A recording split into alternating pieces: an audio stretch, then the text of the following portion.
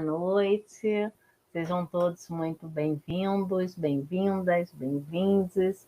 Estamos aqui para mais uma apresentação da série de vídeos do projeto Contos de Família. Esse projeto, eu sou Rosa Scarlett, sou escritora, sou roteirista, sou assistente social, tenho uma experiência de 18 anos de trabalhando em várias famílias, várias de infância. Com base nisso, eu escrevi esse livro, Nas Dramas das Famílias, e graças a um edital, né, a gente tem o apoio da Secretaria de Cultura e Economia Criativa do Estado do Rio de Janeiro, eu pude fazer esse projeto que tem o objetivo de democratizar a cultura e a informação. Por isso eu chamei colegas aqui muito especiais, pessoas que entendem dos temas que são abordados no livro, para a gente ter a experiência de ouvir a leitura de um conto e também uma análise sobre o tema do texto. Hoje a gente vai falar de multiparentalidade. Olha, que interessante.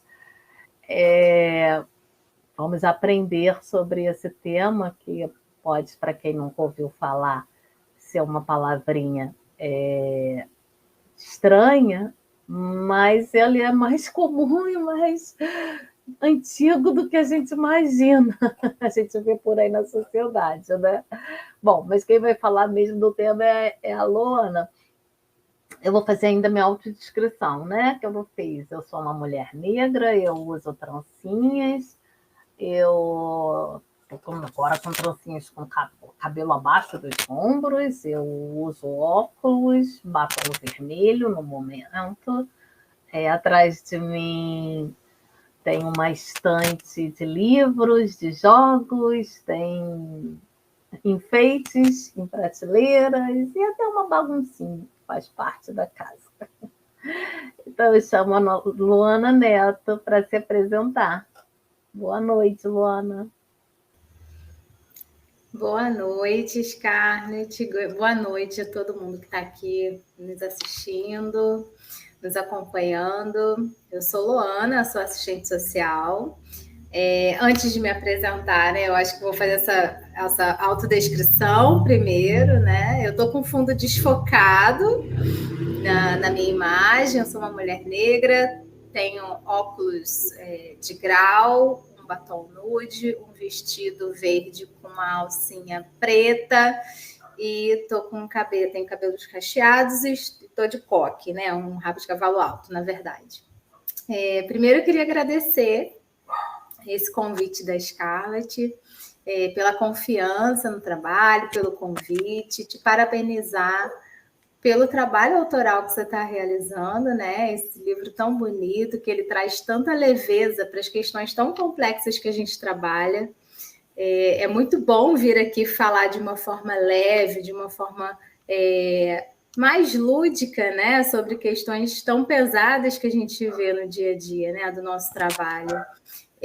Essa iniciativa do podcast é sensacional porque ela amplia, é um canal de ampliação de acesso, de debate. Você está promovendo a socialização de informação de uma forma antenada, acessível.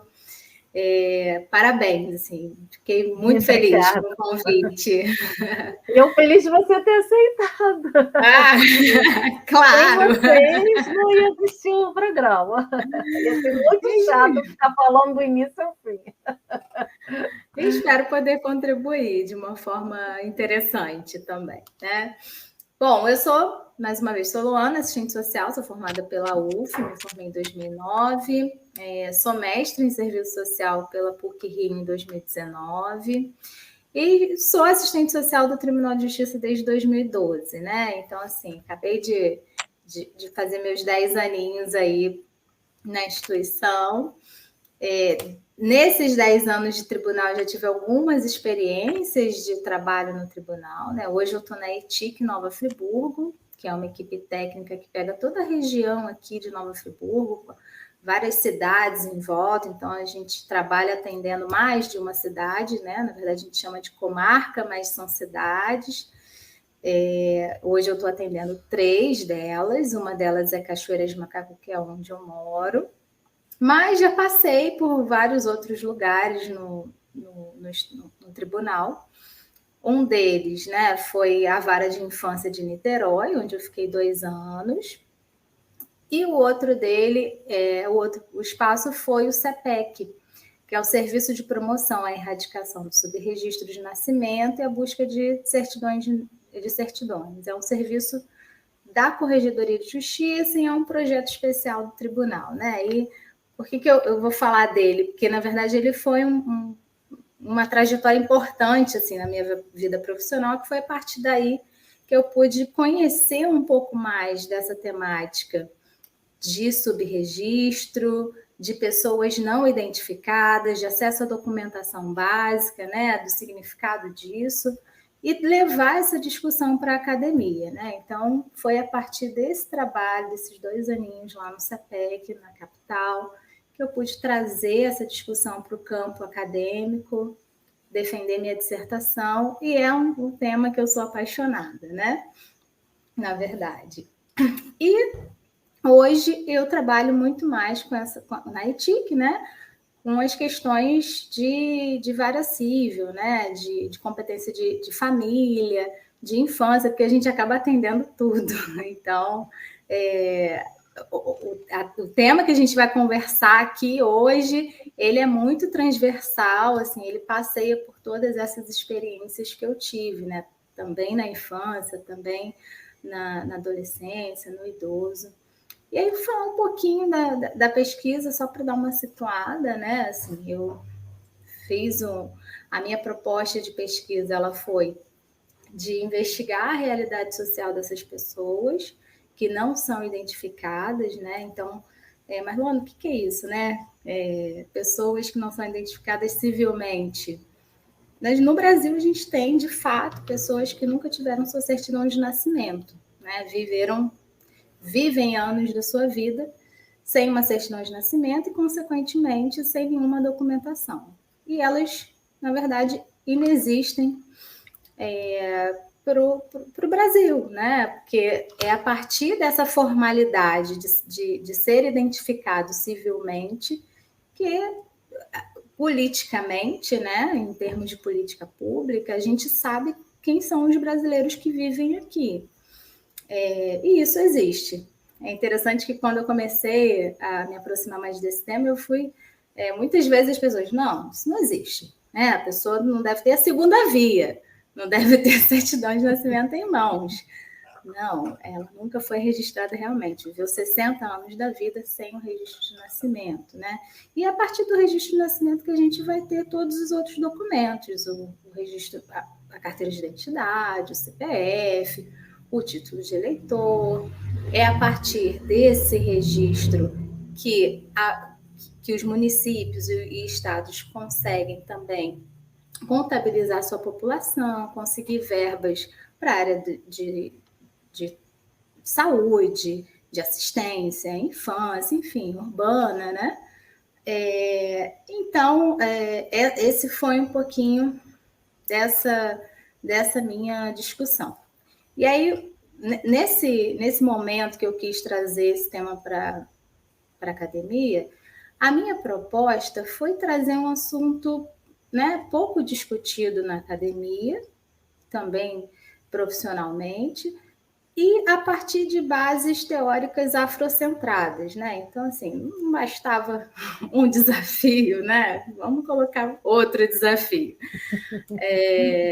E aí, assim, o meu passeio um pouco nesse tema, ele traz essa para o centro, né? O debate do racismo estrutural, como que isso, qual o desdobramento do racismo estrutural na nossa sociedade brasileira, ele traz para o centro, né? Essa questão da ausência documental, e aí é tratada a ausência documental como uma expressão da questão social brasileira, e aí eu tento ir lá atrás um pouquinho para a gente entender como é que foi a questão da diáspora, né, do povo africano que veio para o Brasil, escravizado, a partir de um determinado momento. houve a libertação, e nesse momento, na verdade, né, a gente tem uma grande massa populacional que não tem nenhuma identificação e fica alijada de todos esses seus direitos, e isso vai se perpetuando historicamente na sociedade brasileira, né? Então, é um pouco desse voo aí que eu faço, tá? Quis situar um pouquinho para a gente poder discutir um pouco, para passear um pouco na questão do racismo estrutural, porque eu acho que o conto que você vai trazer agora, né, ele me ressaltou muitos temas, né, que dá para a gente dar uma pincelada aqui e conversar um pouquinho.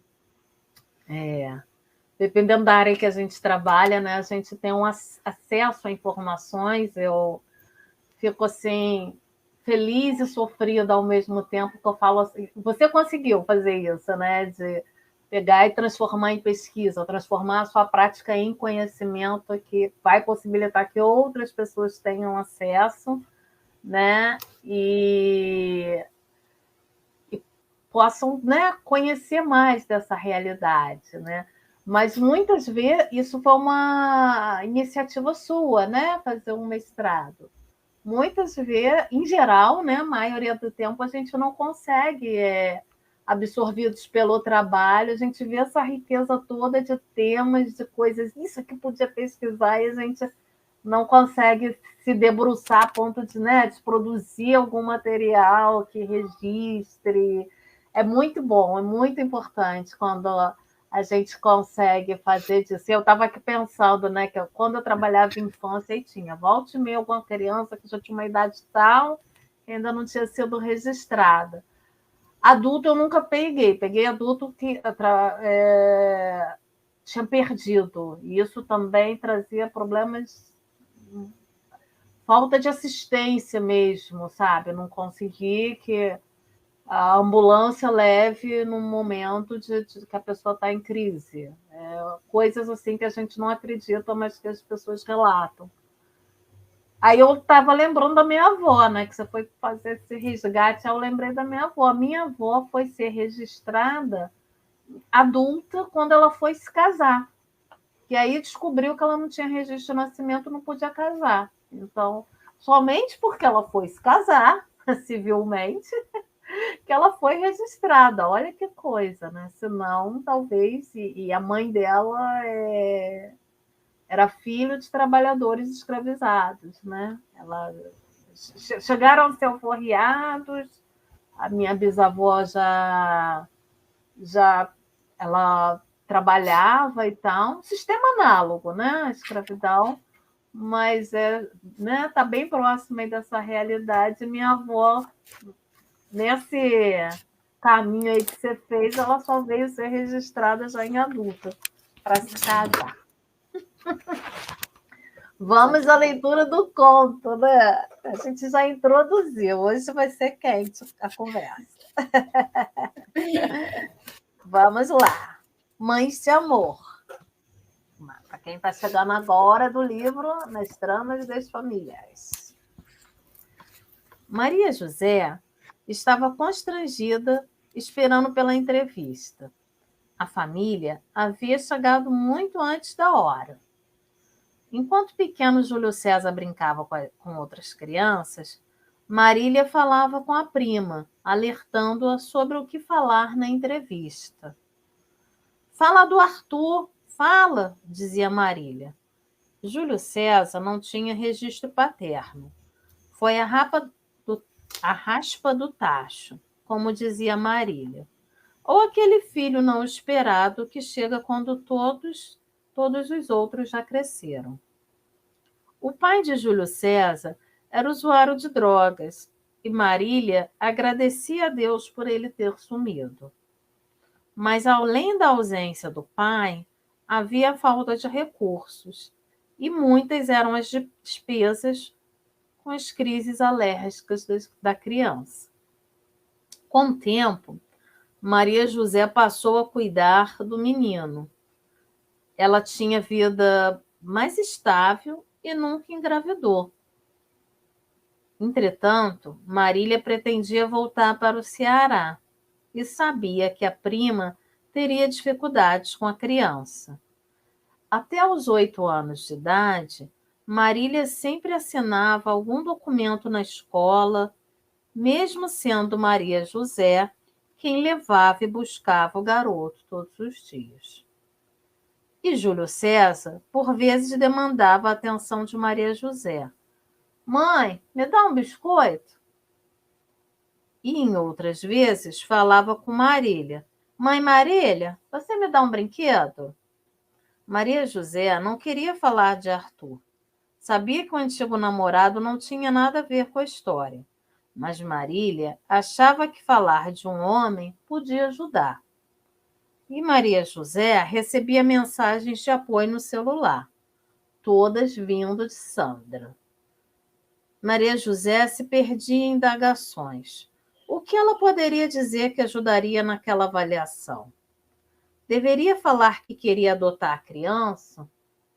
Deveria explicar que só queria uma guarda para assinar o boletim do seu amado? O que falar? E Sandra, nas mensagens, falava de seu amor. Falava que tudo daria certo e que já tinha acertado tudo com o pedreiro para construir um quarto só para Júlio César. Quando Maria José achava que as mensagens tinham acabado, Sandra perguntava se deveria comprar sorvete e o que ela achava de comer uma pizza de noite.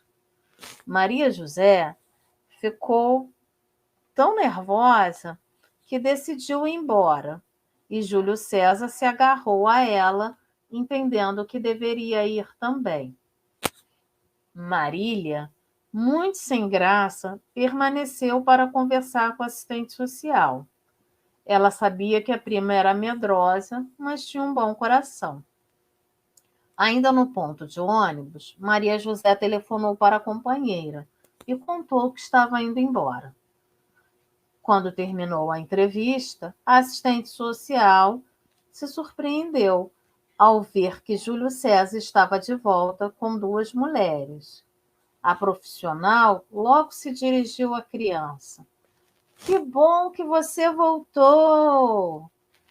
E a criança, muito feliz, respondeu: agora estou com todas as minhas mães.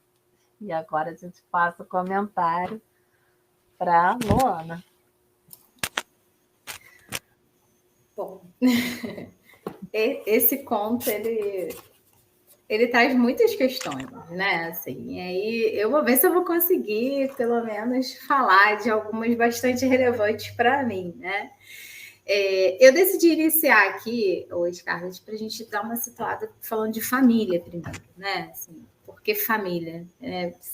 Seu livro fala de tramas de famílias, né? A família hoje, a gente trabalha, na verdade, majoritariamente com famílias. Não importa se a gente está trabalhando na infância, se a gente está trabalhando na vara de família, até mesmo na esfera criminal, né? A gente está tratando desse contexto das relações familiares. É aí que muitas relações que a gente estuda, que a gente trabalha, muitas questões aparecem, né? Porque família, né? A família, ela também ela é reconhecida como uma instituição central no aparato jurídico brasileiro, né? Se a gente for pegar aí, vou dar uma pincelada aqui rápida, tá? Se a gente for pegar já pela Constituição Federal de 88, ela é tratada como base da sociedade e recebe atenção e caráter especial de proteção.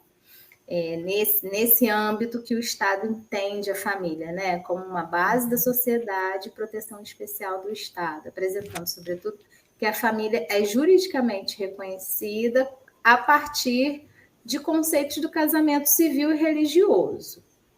E a própria parentalidade. Ao longo dos anos, a gente vem ampliando esse conceito do que é família, do que significa família, mas ele vem aí de uma raiz de um vínculo de casamento civil e religioso. Não é à toa que você trouxe aqui hoje a história da sua avó, né? E os registros de nascimento, muitos deles, sobretudo essas situações que a gente conhece, né, de pessoas que chegaram a 60, 70 anos de vida sem serem registradas, elas muitas vezes tiveram, a gente consegue achar muitos elementos da vida dela lá no registro de batismo na igreja, ou no próprio momento de casamento civil ou religioso, que foi o caso da sua avó. Mas, na maioria das vezes, o único registro de conhecimento na história brasileira que a gente tem dessa pessoa é lá no batismo. O batismo ele foi historicamente o registro reconhecido legal, né, no Brasil, depois que a gente teve o registro civil de nascimento, né? Então a gente tem aí uma história brasileira muito atrelada à religião, e toda essa nossa história ela vai se desdobrar no que a gente conhece, no que a gente vive hoje, né? Da parte da sociedade que a gente faz, né? Então, assim, lá nos aparatos legais, né, na Constituição, é dever da família e o amparo aos filhos, o amparo na velhice, o amparo na carência, na enfermidade. É essa instituição que vai se responsabilizar por todas essas pessoas juntamente ao Estado, né? Depois a gente tem o Código Civil mais atualizado, que é de 2002. Ele segue os parâmetros da Constituição Federal e vai desenvolver algumas possíveis situações de vida civil dos brasileiros, né? Fala sobre casamento, sobre guarda, sobre curatela, tutela e por aí vai. Então, assim, hoje a gente tem o reconhecimento da família nesse ambiente familiar, e a gente tem a ampliação desse conceito de família para aquelas pessoas que se relacionam nesse ambiente, não só mais atrelado ao casamento, né, ou a um formato, uma forma formal, legalmente constituída. E aí a gente vai dando uma situada, né? Luana, eu tô aqui lembrando, porque como eu entrei no concurso um pouquinho, não entrei no tribunal um pouquinho antes de você, né? Nem tão pouquinho assim. Eu lembro que quando eu estudei para o concurso, ainda era o conceito de família, era família formada pelos pais, né? Seus descendentes, pai e mãe, seus descendentes, ou qualquer um deles, né? O pai e mãe e seus descendentes. Então, eu lembro de chegar a ler livro jurídico, eu acho que hoje ninguém mais vai nesse caminho, que colocava, por exemplo, se a guarda fosse para uma avó, ali já era considerado família substituta. Família mesmo era família, pai, mãe, ou qualquer um dos dois, e filhos. Nuclear. Era bastante limitada o conceito, né? O reconhecimento social, né? Hoje a gente tem aqui, né, pelo código, né, que a guarda ela pode ser exercida por pessoas, né, dessa família nuclear, né, que é o que a gente chama, mas na impossibilidade do filho permanecer com a mãe ou com o pai, ele dá prioridade a pessoas de grau de parentesco, ou que aí que eu acho que é um dos grandes saltos, né, pela relação de afinidade e afetividade, que é o caso do nosso conto, né? Porque a gente amplia aí essa relação essa parentalidade a partir da afetividade e da afinidade. E quem são essas famílias, né? Que a gente está falando? Essas famílias que nos procuram, essas famílias múltiplas, diversas. Ao longo dos anos, ela mudou muito, como a gente falou aqui, essa configuração patriarcal, nuclear, vem se alterando, e as famílias hoje são reconhecidas com suas múltiplas composições, né? Inclusive pelo estatuto jurídico, quando a gente fala do direito das famílias, há um reconhecimento do conceito sociológico de família nas legislações, e a gente tem alguns avanços aí, que é, inclusive, a união estável de casais homoafetivos, né? Que é bem recente, mas um grande avanço. A afetividade como princípio que valida direitos, e aí a gente está falando aí da questão da monoparentalidade. Hoje é possível que uma criança tenha, por exemplo, 2 pais ou 2 mães no seu registro de nascimento, né? E isso são demandas inovadoras que a gente vem recebendo, e são direitos que vão sendo construídos e assimilados a partir da demanda da sociedade, né? Porque a gente tem lá a legislação, ela na verdade reflete aquilo que a sociedade traz, né? De provocações, não é o contrário, né? Ah, tá na lei, vamos fazer. Na verdade, o movimento a sociedade provoca, a sociedade vai se transformando e os aparatos legais vão tentando dar formas, né, responder essas necessidades sociais que vão se construindo, essas novidades, enfim. Então, hoje a gente tem essa possibilidade de ter pais e mães socioafetivos em detrimento de um registro biológico, né? Assim, em detrimento daquela coisa só do sangue, do DNA. A gente tem a possibilidade da dupla paternidade, né? Que a gente vê em muitas situações, né? De recomposições, de recasamentos, de crianças que são criadas por padrasto, a gente vê mais essa questão da dupla paternidade. E a dupla maternidade, ela vem muito no escopo, né, das novas composições de casamento, homoafetivas, né,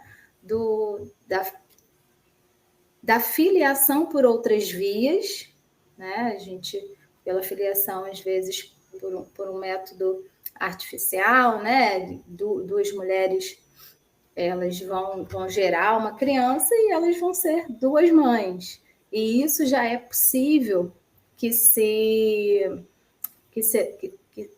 desdobre ali no documento formal, que é o registro de nascimento, que é extremamente inovador. Então, hoje nós temos infinidade de modelos de família reconhecidos nesse aparato jurídico, né? Assim, são reconhecidas, é bom a gente frisar que são reconhecidas porque elas não foram inventadas de uma hora para outra, né? Esse modelo ele vem se transformando. Quer falar alguma coisa? Não, estava pensando isso, que sempre existiu, né? Essa questão do padrasto ser chamado de pai, ser considerado como pai, ou aquela avó que cria, a criança chama de mãe, mas também chama mãe de mãe. E é muito interessante isso. Isso aí a gente sempre viu, né? Exatamente. Acho que as famílias homoafetivas a gente via menos porque as pessoas não tinham coragem, né? Não é nem não tinham coragem, né? O preconceito ainda era muito maior, então era muito mais difícil tá tão evidente, né? As pessoas tentavam, né, ter uma descrição maior para se proteger mesmo. Mas isso não quer dizer que essas famílias não existissem, né? É que hoje a gente está num momento melhor São que as pessoas são reconhecidas e se fazem reconhecer, põe na rede social, assim, tipo, a minha vida é essa, minha família é essa, e pronto, entendeu? Mas não quer dizer que o reconhecimento que chegou agora é porque só está existindo agora, né? E acho muito interessante. Exatamente. E a gente tem, assim, esse conto é interessante porque ele traz 3 conceitos importantes, né? Que os conceitos de classe, gênero e raça. A gente não tem muita questão do conceito de raça no conto. Mas isso se identifica para a gente na prática, né? Quem são essas famílias que a gente trabalha e de que forma elas se organizam, que dinâmica é essa? Então, quando você traz isso, sempre existiu, né? Mas não era reconhecido juridicamente. E muitas das vezes há ainda, né? Eu acho que a gente vem aí mudando, há imposições, né? De que formato que essa família tem que se organizar, né? Como que tem que acontecer as coisas, como tem que ser essas dinâmicas, essas relações. Na questão da parentalidade, eu queria aqui ressaltar alguns pontos que são apresentados para a gente com muita frequência, né? Que é a ausência do registro paterno, nas famílias pobres e pretas, né? A gente se depara muito com a questão da paternidade, né? Com a deserção paterna. E aí tem um texto da Camila Fernandes que fala um pouco do direito à deserção, né? da parentalidade, que, na verdade, a mulher não tem esse direito. E o seu conto, ele traz essa questão de gênero, de como que o cuidado é exercido por mulheres. E essa questão do cuidado exercido por mulheres, ele vai atravessar não só a esfera, a camada mais pobre, mas outras classes sociais também, né? Mas na camada pobre a gente enxerga isso como uma dinâmica muito presente no dia a dia. A responsabilidade parental, a responsabilidade do cuidado, ele é feminino, né? E aí, quando eu li o seu conto, eu lembrei de outra leitura que eu vou trazer aqui, se me permite. Por favor, estou curiosa aqui. Primeiro, eu me lembrei muito do ditado africano, né, que diz que é necessário uma aldeia inteira para criar uma criança. E esse ditado, ele me faz pensar o conceito de rede que a gente trabalha, né, que hoje a gente tem esse conceito, e o conceito de circulação de crianças. Uma circulação que muitas vezes, na verdade, historicamente, era tratada como algo negativo. Se a gente for retomar um pouco dos nossos registros, inclusive registros da nossa própria instituição, né? A própria circulação de crianças, ela era motivo para a retirada de crianças desse núcleo familiar, né? Então, enquanto, na verdade, essa era uma estratégia de sobrevivência, né? Porque você não tem uma rede de serviços, uma rede financeira, né? Para pagar alguém para cuidar. Então, você se utiliza ali da rede que você tem de amizades, de família, para aquelas crianças se organizarem, para a mulher poder sair para trabalhar, para a mulher poder trazer dinheiro para casa também. Então, essa circulação de crianças, muitas das vezes, a gente tem registros, né, de uma tratativa negativa e justificando intervenções contundentes do Estado em relação às famílias, né? E, na verdade, essa circulação, ela traz essa forma, essa sociabilidade própria dessas famílias, né? Que se a gente for procurar um pouquinho mais, esses movimentos migratórios que a gente teve recentes, né, para o Brasil, dos países africanos, a gente se deparou com muitas diferenças culturais em relação ao que é a família, qual é a dinâmica familiar. E aí a gente vai entendendo um pouquinho, né, desses contatos que a gente tem, um pouco mais da nossa história. E aí o livro que eu me recordei quando eu li o seu conto é o livro Dororidade, da Vilma Piedade. A Vilma, ela traz o conceito de dororidade confrontando mesmo de sororidade, e ela faz uma brincadeira, uma provocação. Mostra aí a capa do livro. gente conhecer. Peraí. E tá meio desfocado, não dá pra... Deixa eu ver se eu... É porque... tem que estar comigo. Olha lá. Legal. Dororidade. Isso. Ela faz uma provocação, né, do conceito de dororidade. Inclusive, ela faz uma brincadeira aqui com a letra da música do Caetano, que seria a dor. O que é dororidade, né? Seria a dor e nem sempre a delícia de ser, de se saber ou de não se saber quem somos, né? Então, ela traz, na verdade, a partir de uma leitura afrocêntrica, como que era, qual é a sociabilidade das mulheres negras. E ela traz toda essa história, né, de dor, de resistência das mulheres negras. Não tinha como eu não trazer, não falar de cuidado, de parentalidade, sem falar de conceito de raça e gênero, né, e classe. Não tem como a gente falar, desconectar. E aí ela traz um pouco dessa coisa da organização circular, na verdade, da cultura africana. Né? Eu vou ler um pedacinho aqui.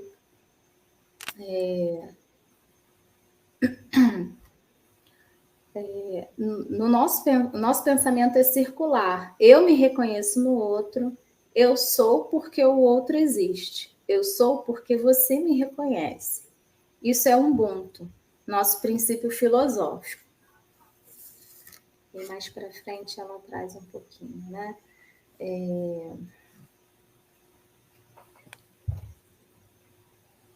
Na nossa tradição, as mulheres são portadoras de muito axé. O nosso corpo, morada dos orixás, é um corpo que dança. É um corpo liberto. Ela dança, se mexe, é a própria transformação, o movimento. Isso é circular para todo axé, todo terreiro. Por meio da dança, o corpo é um território livre, mesmo tendo sido marcado a ferro e fogo pela escravidão e ainda marcado pela violência do racismo. Na verdade, ela traz esse conceito de circulação que perpassa tudo, né? Desde a expressão corporal até a organização social do povo, né? Aí, deixa eu só finalizar aqui. Ela falando sobre dororidade, né? Dororidade carrega no seu significado a dor provocada em todas as mulheres pelo machismo. Destaquei que quando se trata de nós, mulheres pretas, tem um agravo dessa dor. Agravo provocado pelo racismo. Racismo que vem da criação branca para a manutenção do poder. E o machismo é racista. Aí, entre raça e entre gênero, entre classe, sai a sororidade e entra dororidade. Então, é uma provocação mesmo que ela faz. E eu achei super pertinente assim, trazer para esse conto, porque a gente está falando de cuidado de parentalidade, de como que a gente se organiza. Foi ótimo você trazer esse exemplo da sua avó, porque a história oral é uma preciosidade, né, da cultura africana. Na verdade, quando a gente fala de registro de nascimento, quando a gente fala de registro de paternidade, enfim, a gente não está falando só por uma questão de acessar benefícios, de acessar direitos, mas a gente está falando de história, da história pessoal. E hoje a população negra, né, na história do Brasil, na verdade, ela foi alijada de sua história. E essa história, ela foi impedida de ser acessada porque se aboliu os registros. Né? Então, falar sobre o cuidado, falar sobre registro, é também falar da importância da história de identidade, de construção de identidade, de criação de cultura, né? Que tem tudo a ver com o seu livro, de construção de identidade coletiva e de direitos de toda a população, assim. Eu acho que é um pouquinho isso que eu queria contribuir. Algumas provocações, a gente pode aprofundar mais alguma coisa se você achar interessante. Mas era um pouco disso. Vamos lá. Tô adorando, Luana, adorei. Você falou desse livro, eu tô aqui querendo me virar e meio sem graça de virar aqui na tela para ver se eu acho um outro livro que você. Esse eu não conheço, vamos ver se eu acho. Eu acho que eu não vou achar, não, porque tinha que estar com ele já por aqui. A pau caiu só para lá. Então, eu tenho um brinquedo aqui. Mas esse é meu hoje em dia. Que é esse, com certeza. Eu não conhecia, gostei muito, vou conhecer se eu entendi bem, na verdade, a dororidade, porque a gente se reconhece nessa dor. É isso? Exatamente. Né? Então, a sororidade é mais do que a sororidade, porque, né? Essa coisa da ajuda, do apoio, de você entender o entendimento de dor mesmo, né? De vivência de dor. Se eu estou entendendo, que eu não li o livro. Mas aí me lembrou de um livro maravilhoso que é Olhos d'Água, da Conceição Evaristo. E eu fiquei assim, ai, por que eu não estou com o livro aqui, né? Pegar um trecho também, alguma coisa lá, inclusive falando da mãe dela, né? Porque o nome do livro, né? E ela conta isso, de que ela não conseguia lembrar da cor dos olhos da mãe dela, né? E aí tem muito a ver com essa questão da dor, das lágrimas, né? De como que as questões sofridas da mulher negra, né? Então, adorei tua contribuição, e acho que essa foi a primeira que a gente entrou nesse tema assim, dessa forma, e você fez uma articulação muito legal, né? Não ficando só na questão da multiparentalidade. É muito interessante isso, né, que você está falando, porque uma coisa é a circulação de crianças que é irresponsável, que acontece por negligência. Fica para você, que leva para não sei quem, que joga. E daqui a pouco a gente vê que a criança né, não está indo mais à escola, já está cometendo algum ato infracional, né? Se envolveu com atividades ilegais, porque ficou largada. Isso é uma coisa, né? Mas não quer dizer que toda circulação seja isso. Né? Inclusive, a circulação, para mim, já foi motivo até de eu sugerir a guarda compartilhada, embora os pais não quisessem. Mas a criança circulava entre a casa do pai e mãe diariamente, eles não queriam de jeito nenhum. Aí eu falei, mas vem cá, se um de vocês dois tiver a guarda unilateral, vocês vão mudar? Vai ficar o dia inteiro só, né? A semana inteira? Não, eu preciso deixar lá para não, eu preciso deixar na mãe por causa disso. Então, assim, esse caminho, e que às vezes ainda entra uma avó, às vezes ainda entra, né? Às vezes por um tempo longo, mas nesse caso era até maior, porque a circulação ocorria diariamente, faz parte da forma de sobrevivência de muitas famílias, né? E é como as famílias estão conseguindo se organizar. Às vezes até pessoas idosas também, né? Às vezes a gente vê isso, só um minutinho. E em processo de curatela, né? Já vi isso. Eram 7 filhos, uma família pobre também, mas pessoas batalhadoras que cuidavam muito dos pais, eram pai e mãe muito idosos e o pai muito debilitado. Eles tinham um esquema de cuidadoras, mas era tudo muito caro para eles, né? Então, final de semana não tinha cuidadora, que não daria para eles pagar. E aí eles iam para casa de um desses filhos. E ficavam semana tal, filho tal. Assim como os filhos também tinham uma responsabilidade na casa, então a gente volta para essa questão circular, né? E acaba garantindo proteção. Sim. E às vezes a gente mesmo, né? Quando a gente está fazendo esse atendimento, a gente consegue enxergar que essa circulação ela é positiva, né? Ela é protetiva, na verdade. E a gente pode propor isso também. Você falando aí, eu me lembrei de duas situações muito interessantes que eu atendi. Uma delas quando eu trabalhei na vara de infância, dois irmãos acolhidos, assim, porque a mãe tinha uma deficiência intelectual, tinha algumas limitações, mas ela conseguia cuidar plenamente daqueles filhos, né? E aí uma das estratégias, na verdade, para reintegração familiar, porque ali existia proteção, existia amor, afeto, existia afinidade, existia preocupação, mas existiam limitações, né? E aí, de uma forma muito inovadora, a gente acionou, na verdade, o projeto de apadrinhamento. E o projeto de apadrinhamento, ele serviu, na verdade, para construir rede de apoio.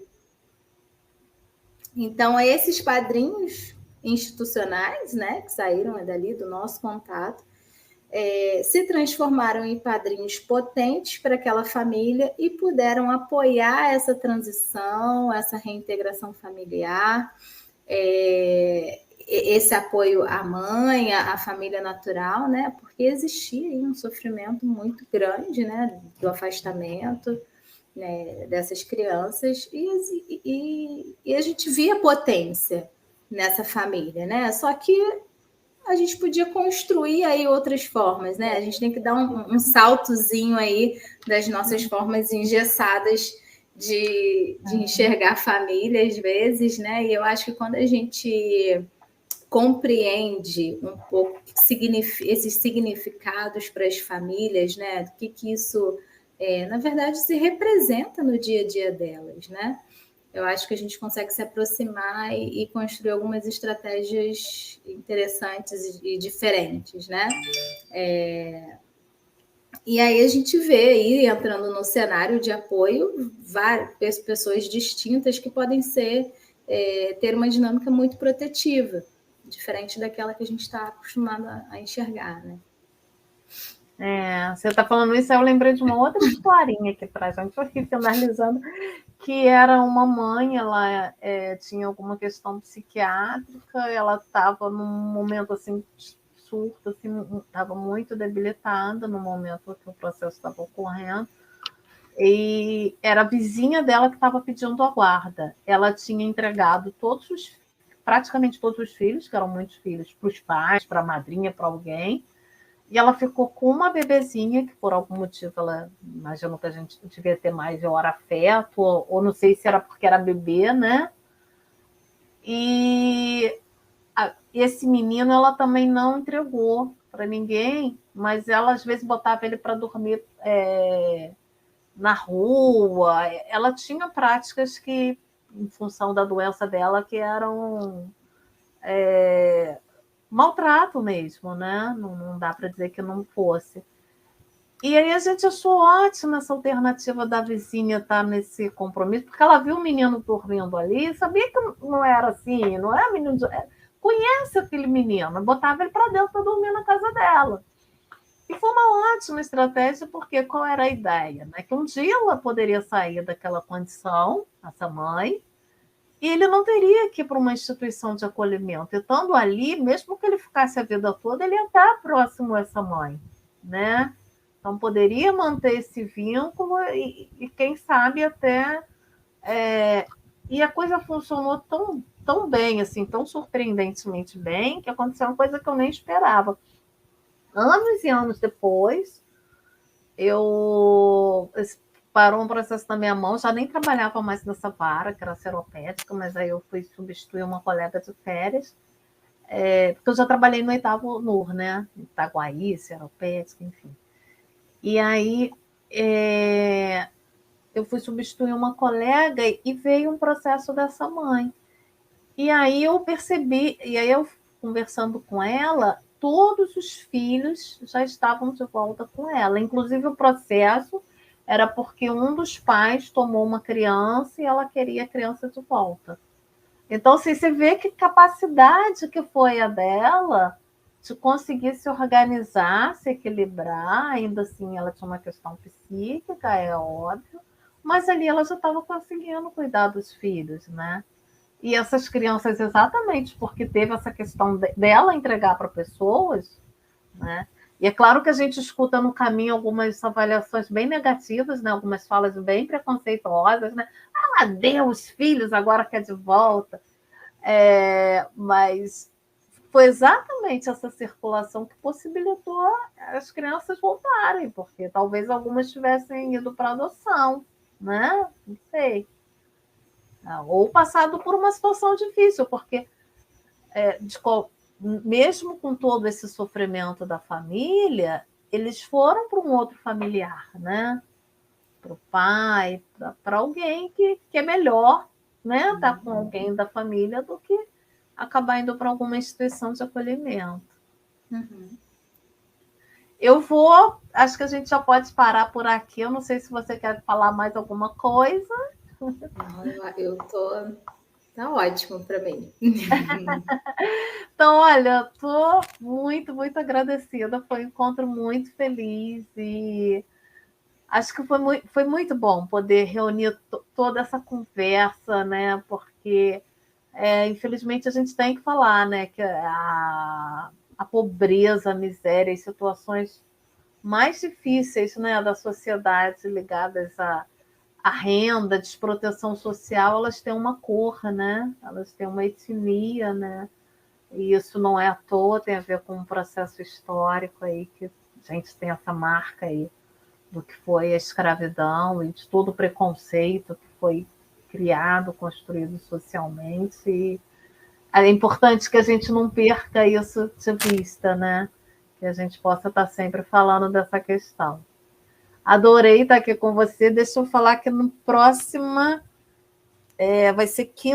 vai ser no dia 8, né? 8 de dezembro. A gente vai chegar no último episódio, que a gente vai falar de saúde funcional.